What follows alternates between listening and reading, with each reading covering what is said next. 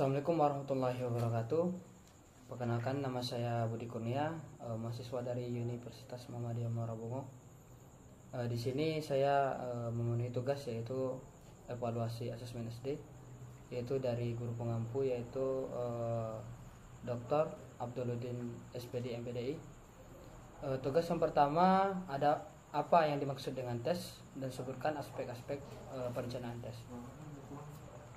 Tes adalah suatu metode atau alat yang digunakan untuk mengukur atau menilai kemampuan, pengetahuan, keterampilan, atau karakteristik tertentu dari individu atau kelompok. Tes dapat digunakan dalam berbagai konteks seperti pendidikan, perekrutan tenaga kerja, penelitian, dan evaluasi kesehatan. Aspek-aspek perencanaan tes mencakup beberapa hal yang perlu dipertimbangkan agar tes dapat diberikan hasil yang valid dan dapat diandalkan. Berikut adalah beberapa aspek perencanaan tes. Yang pertama, tujuan tes. Menentukan tujuan atau tujuan dari tes. Apakah tujuannya untuk mengukur pengetahuan, keterampilan, kepribadian, atau karakteristik lainnya. 2. Target populasi. Mengidentifikasi kelompok atau populasi yang akan diuji. Tes yang baik harus dirancang sesuai dengan karakteristik dan kebutuhan target populasi. Yang ketiga, konten tes. Menentukan jenis pertanyaan atau tugas yang akan diberikan dalam tes. Konten tes harus relevan dengan tujuan pengukuran. Yang keempat, format tes.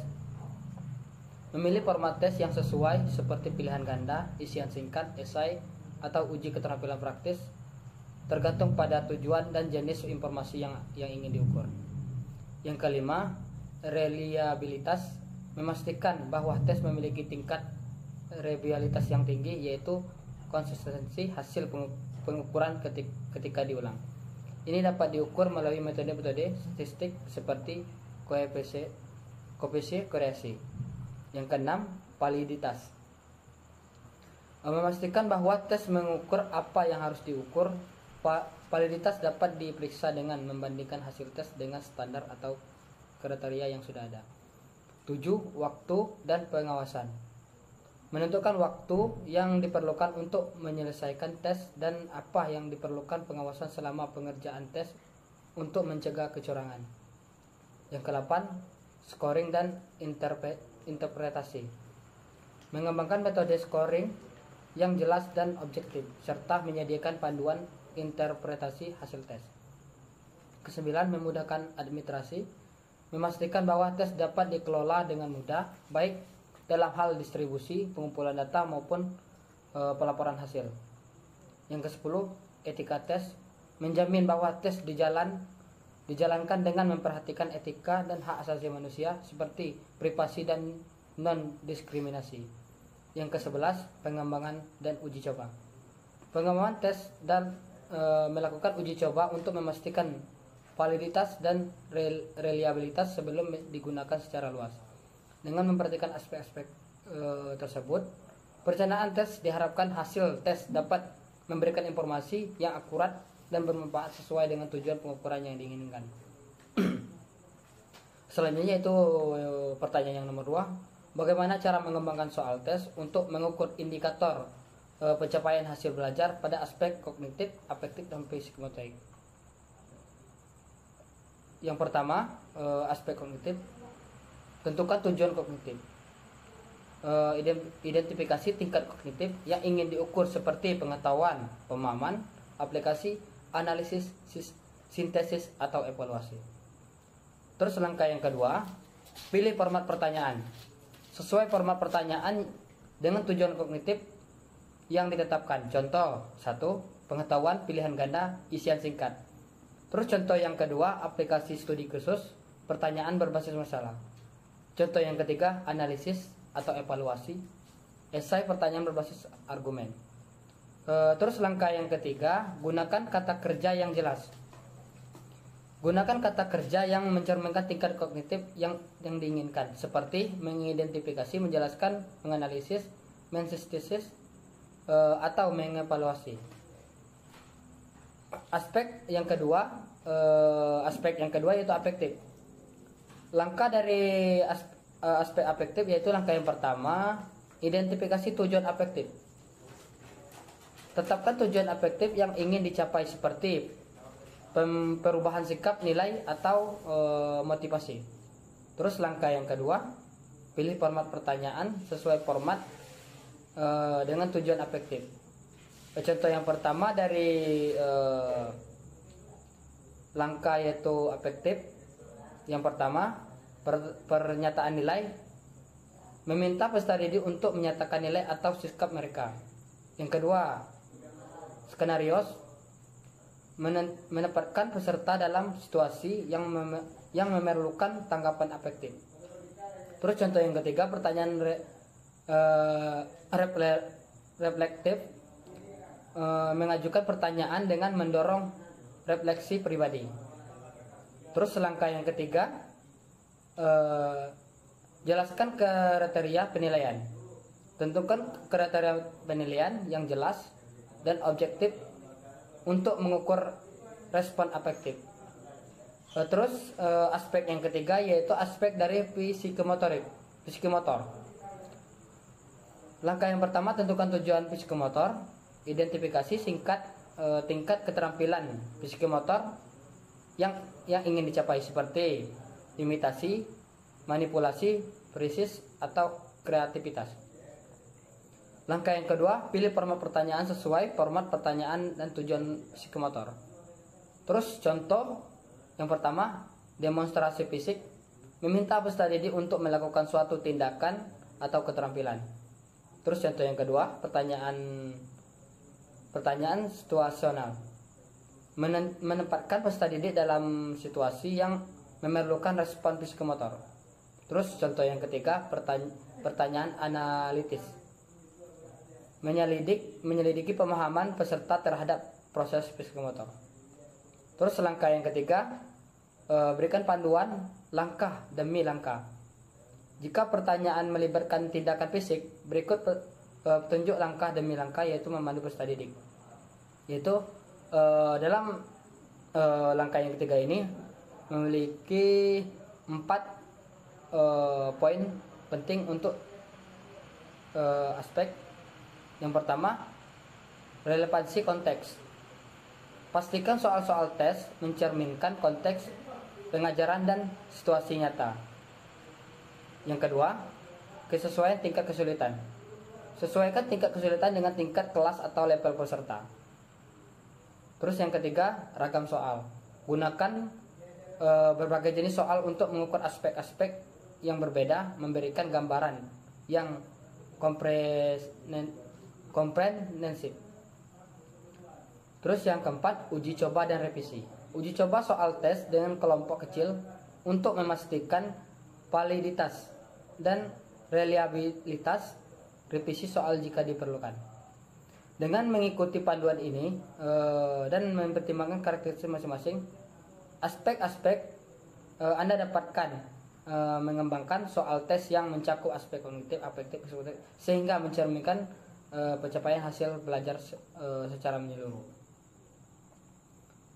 Terus pertanyaan yang ketiga, apa ciri-ciri butir soal tes disebutkan dengan baik? Butir tes yang baik memiliki beberapa ciri khusus, mencakup aspek-aspek validitas, relevansi, objektivitas, keadilan, dan mampu mengukur tujuan tes.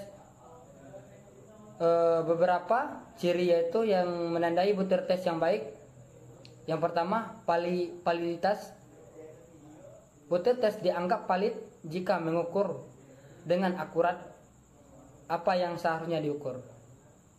Validitas dapat mencakup validitas isi, ketepatan butir dengan materi yang diukur. Yang kedua, reliabilitas. Reliabilitas menunjukkan sejauh mana hasil tes konsisten dan dapat diandalkan. Yang ketiga, objektivitas. Butir tes yang baik menggunakan pemberian skor yang objektif. Artinya, dua orang penilaian yang berbeda harus memberikan skor yang serupa untuk jawaban yang sama, tanpa adanya penafsiran atau penilaian yang bersifat subjektif. Terus yang keempat, kesesuaian dengan tujuan tes. Butir tes seharusnya sesuai dengan tujuan pengukuran. Setiap butir tes seharusnya dirancang untuk mengukur sesuatu aspek tertentu dari pengetahuan, keterampilan, atau karakteristik yang ingin diukur. Yang kelima, kesesuaian dengan kondisi peserta. Butir tes harus sesuai dengan tingkat kognitif peserta dan disusun dengan mempertimbangkan latar belakang, kebudayaan, dan bahasa peserta. Terus yang keenam, ketidakbiasaan. Butir tes harus bebas dari unsur ketidakbiasaan. Mereka tidak boleh menguntungkan atau merugikan kelompok tertentu berdasarkan karakteristik seperti jenis kelamin, ras, atau latar belakang sosioekonomi. 7. Ketelitian dan kekonsistenan pemberian skor. Butir tes harus merinci dan jelas dalam memberi petunjuk pemberian skor. Hal ini memastikan konsistensi dalam penilaian dan mengurangi risiko kesalahan penafsiran. Terus yang ke-8, kesesuaian format. Format butir tes seharusnya sesuai dengan jenis informasi yang ingin diukur, misalnya pertanyaan pilihan ganda cocok untuk mengukur pengetahuan, sementara tugas praktis mungkin lebih sesuai untuk mengukur keterampilan. Yang ke-9, jelaskan dan mudah dipahami. Bahasa dan informasi butir tes seharusnya jelas dan mudah dipahami oleh peserta didik, hingga penggunaan istilah yang ambigu atau rumit. 10. Kemampuan membedakan antara peserta didik. Butir tes yang baik dapat membedakan antara peserta didik yang memiliki tingkat kemampuan atau karakteristik yang berbeda. Ini berarti butir tes mampu memisahkan peserta yang memiliki kemampuan tinggi dari yang memiliki kemampuan rendah. Selanjutnya yaitu pertanyaannya, yaitu nomor 4. Jelaskan 3 definisi evaluasi menurut para ahli serta sumber, nama penulis, tahun, judul, dan tahun penerbit. Di sini ada 3 menurut para ahli, yaitu yang pertama didefinisikan menurut Skripen tahun 1967. Skripen mendefinisikan evaluasi sebagai suatu aktivitas yang sistematis untuk menilai serta mengembangkan sifat dan kualitas suatu yang kemudian digunakan untuk membuat keputusan atau meningkatkan pemahaman. Terus yang kedua definisikan menurut Staff-Levin tahun 2001. Staff-Levin menyatakan bahwa evaluasi adalah proses menentukan nilai atau kualitas suatu program, proyek, atau produk. Evaluasi dapat dilakukan untuk membagi tujuan, termasuk akuntabilitas, pengembangan, atau pengambilan keputusan. Terus yang ketiga definisikan menurut Skripen dan Corey. Skripen dan Corey pada tahun 2015 mendefinisikan evaluasi sebagai suatu kegiatan ilmiah dan terampil yang mengumpulkan, menganalisis, dan menggunakan informasi untuk menjawab pertanyaan-pertanyaan tentang sesuatu. Nah, di sini kita lanjutkan kepada pertanyaan nomor 5, di mana pertanyaannya yaitu uji validasi butir soal dengan responden berjumlah 15 peserta dan butir soal berjumlah 10. Sebelum kita mencari validasi, kita harus menentukan dulu nilai N, P, Q, MP, dan SDT. Adapun yang perlu diketahui, nilai N di sini adalah jumlah butir benar, atau setiap siswa menjawab berapa butir dari setiap pertanyaan. Contoh, butir soal nomor 1, siswa yang mengerjakan benar adalah 1, 2, 3, 4, 5, 6, 7, 8, 9, 10, 11. Jadi nilai N pada butir soal nomor 1 adalah 11. Begitupun seterusnya. lanjutkan kepada P. Pengertian P di sini adalah jumlah betul dibagi jumlah siswa.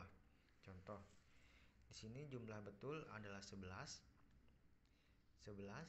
sedangkan jumlah siswa atau responden di sini adalah 15. Jadi jumlah betul 11 dibagi 15 responden atau 15 siswa, hasilnya adalah 0,73, begitupun seterusnya. Kita lanjutkan kepada rumusan yang selanjutnya, yaitu kita mencari Q. Q di mana dengan pengertian di sini adalah 1 dikurang P. Berarti mencari Q 1 dikurang P atau 0,73. Misal 0,73. Jika kita ingin mencari Q, berarti 1 dikurang 0,73 adalah 0,27. Begitupun dengan butir-butir selanjutnya. XT. Selanjutnya kita mencari XT. XT di sini adalah jumlah benar per siswa. Jadi setiap siswa menjawab berapa jumlah benar dari 10 butir soal. Misal responden 1 menjawab dengan benar 1, 2, 3, 4, 5, 6, 7. Di sini terdapat 7. Berarti siswa responden 1 menjawab soal 7 butir soal. Begitupun seterusnya. Jika kita sudah mendapatkan nilai XT di sini, selanjutnya kita mencari nilai SDT. Kita lanjut kepada mencari SDT. SDT di sini adalah standar deviasi skor total dengan rumus sigma ST kuadrat per N dikurang sigma ST per N kuadrat. N di sini adalah jumlah siswa, bukan jumlah butir yang benar. Jadi berbeda N di sini dengan N sebelumnya. Coba kita mulai masukkan ke dalam rumus. Yang pertama SDT. SDT di sini berarti akar sigma ST kuadrat dibagi N atau jumlah siswa dikurang dalam kurung XT dibagi N buka tutup kurung akar 2 pangkat 2. XT di mana di sini adalah jumlah benar per siswa dan ST kuadrat adalah kuadrat dari jumlah benar siswa, ya misalnya di sini 7 kuadrat dari 7, akar kuadrat dari 7 adalah 49. Kita masukkan ke dalam rumus. XT kuadrat di sini adalah 689, kita masukkan ke dalam rumus, dibagi N. N di sini adalah jumlah benar per siswa. Maksud saya jumlah siswa. Jumlah siswa di sini adalah 15 dikurang buka kurung sigma XT. Sigma XT di sini adalah 101. 101 dikurang jumlah siswa per pangkat 2. Lanjut, 689 dibagi 15 adalah 45,93. Yang selanjutnya yaitu 101 dibagi 15 yaitu 6,73 pangkat 2. Di sini akar dari 45,93 dikurang 45,29 adalah 0,64. Jadi di sini kita sudah dapat butir yang pertama, yaitu SDT yang pertama, yaitu 0,64. Selanjutnya kita mencari MT. MT di sini adalah skor rata dari skor total. Dengan rumus MT sama dengan sigma XT dibagi N.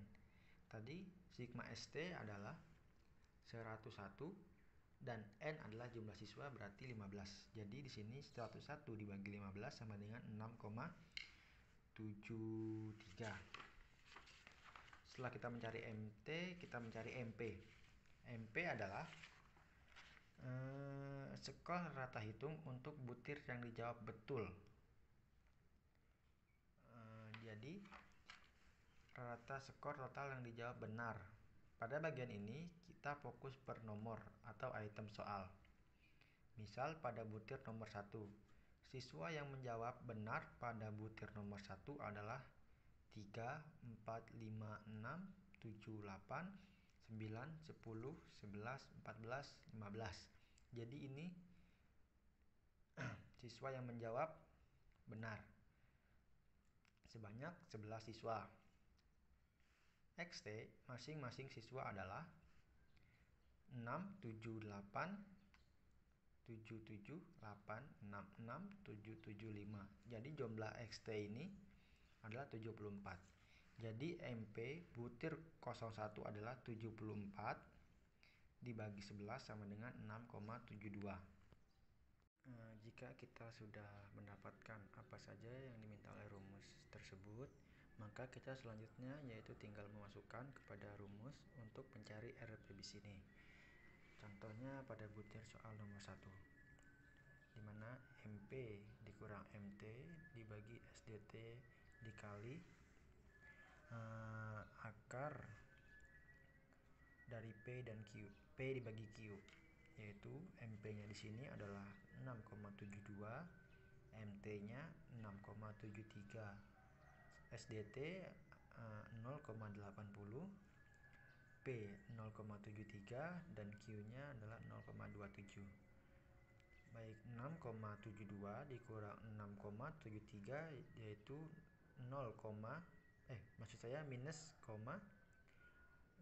minus 0,01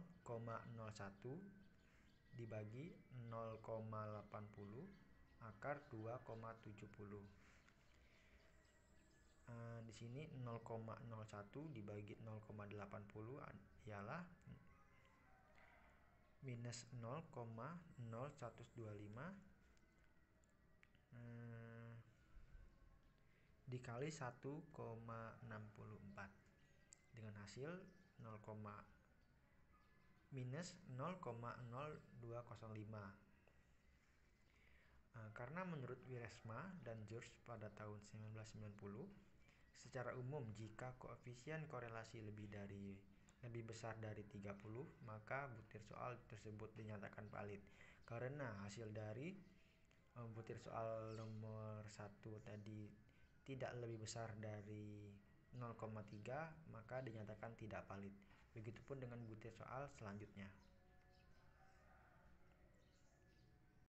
Jadi jika semua butir soal telah terjawab, maka tinggal menentukan valid atau tidak valid dari butir soal tersebut. Di sini butir soal nomor 1 karena di bawah dari 0,3 tidak valid, begitupun nomor 2, nomor 3, nomor 4. Tapi nomor 5 di sini valid karena 0,41 yaitu lebih dari 0,3. Di sini yang valid cuma 2 ya. Nomor 6 dan nomor 9. Mungkin itulah jawaban nomor 5. Saya akhiri dengan wassalamualaikum warahmatullahi wabarakatuh.